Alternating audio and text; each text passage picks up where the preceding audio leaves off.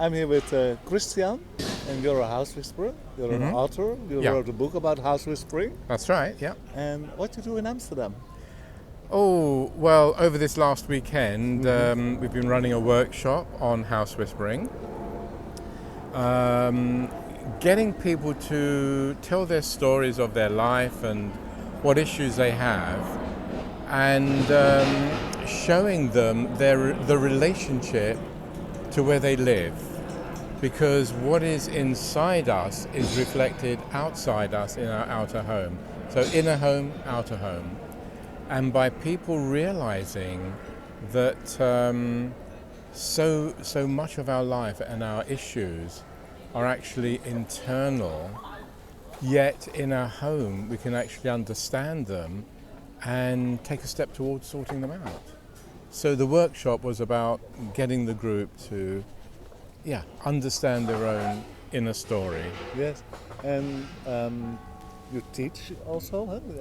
Yeah, You think you can teach this to everybody who's I interested? can teach it to anybody at any level, from very basic level, all the people who came over the weekend, 11 of them on each evening and the weekend. I had no experience at all.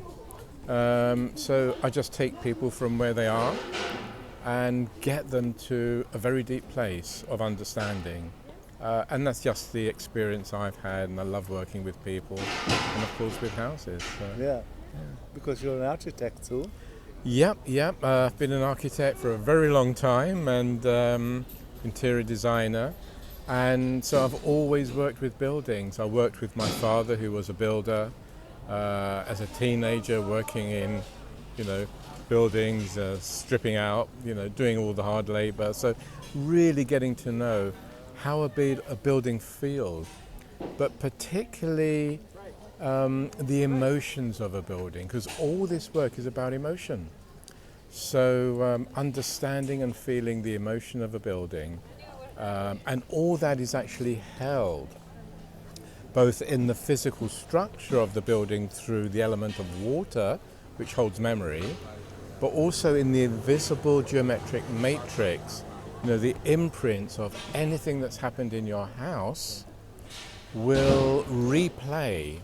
And different people can go and live in a house or buy a house, and depending on your own issue, you're going to ignite an issue that may already be in the house, and then you start to process it. Sometimes the house actually calls you, and a lot of people recognize that, but the house called me. But this is really about resonance, a lot of attraction, and we have a certain desire, but the soul of the house also. And when the two come together, then you have a story that starts to play out. And how does it work with when you build a new house? The ground you build on, it has a story? Yeah, you jumped one ahead there, because some people think a new house, no problems. That is not the case, because you're building on land, and depending on what is there before will influence. So if somebody has demolished a very old house, you build a new one and it looks new, it's very modern, and glass and granite and all the modern things. And then some people say to me when because they're having problems, I go to see them, and they say, but I feel like I'm living in the 15th century. And I say, you are. And I can see, when I go into a house, I actually see the other layers and the other worlds of reality. Not just what I'm seeing with my eyes, but the inner eye. And I can see what people may have been wearing before, and so on. So I can then help them integrate.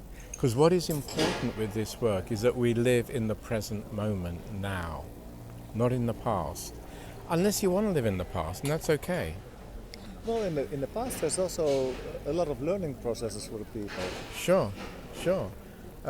That's right. And wherever we end up as a house is never the wrong place. People say, there's something wrong with my house. Am I in the wrong place? Shall I move? I say, no, your house is your greatest teacher. Yeah, it has attracted you. You've got something to learn. And if you're trying to sell your house and you can't, which I do a lot of that work, helping people sell their houses. Not agents that sell houses, it's the soul of the house that releases. But it won't let you go if you have a story to do with it and a karmic contract. It won't let you go until you have fulfilled your karmic contract. And then, usually, the day after, they have an offer. On the market for a year, nothing. Day after. I have so many emails, the day after. But that's It's very lovely. practical. But there's also a personal side, and we all know people go to shrinks and get help for themselves, and they come home and they think, I don't get anywhere further. Is that a moment where you step in? Absolutely. That is one of the big things with the house whispering work. It's so important that because of the correlation of our inner world and our outer world where we live, somebody goes for healing or therapy of some kind. The therapist can do some really good work, take that person deeper and forward and healing, but when they go back home, the house says, who are you to change our relationship? And so the house will draw you back to where you were the morning you left home. And so you go 90% forward, 85% back, and it makes the therapist's healers work much harder. And in my training academy, I get a lot of healers and psychotherapists, and I trained in psychotherapy as well, because that's really what I do. It's psychotherapy of space. So, yeah.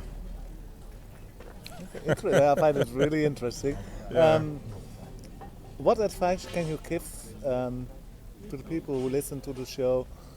When is the moment how they can feel you have to call a house whisperer? Oh, well, when life just isn't going well, not right, any aspect of life, there are generally 9 aspects of life. If you look within the feng shui, a map of life, the Bagua, but any aspect of life, if you've tried everything, I suppose I'm saying the house whisperer is the last resort, and often is, but I would always say to somebody to, really try and get in touch with the spirit of their home, the soul of their home, and talk to it, because the answer will be there. Is it a good moment when you first start to live somewhere, or after a while? I would always recommend, when you're moving to a new house, to have a process of space clearing, really to clear all the old energies from whoever's been there before. Because I'll always say that if you move to a house and you begin to sort of behave differently, and some people say to me, my husband's completely changed, or wife is a different person since we moved. So I will say, well, are you living your own life or the life of those who have lived here before? That's really what it's about. Yeah. So a good space clearing, realigning is useful. You can do, you can try it yourself with, various processes. But the depth of resolution of whatever somebody is doing can be restricted by their own patterns. We can't see our own stuff deeply. So, of course, that's where we come in doing this work, and to date, 24 years doing this, next month, and just topped 1,500 home consultations. So there's a lot of experience there. There's a lot of, and Yeah. you train a lot of people? Yeah, in the Yes. House Whispering Academy, I run a 1-year course, which starts on the 1st of October. If anybody is listening and wants to get in touch. And that is half October, so can they still step in? No, you have to start from the next year, beginning, yes. next month, yeah. But it's a 1-year training that will take people to be able to do what I do, or at least begin to do what I do. But the people who are qualifying with me after a year are doing their consultations, and I watch them as part of the training. And what they're doing is incredible. They are really doing a really good job, a lot better than I did 24 years ago when I started. So the training is helping people do some really good work. And wow, society needs it. Yeah. incredible. Okay, well, thank you very much, and Thank good you. luck with your house. Thank you very much indeed. Lovely to meet you. Lovely to meet you. Thank you. Hey.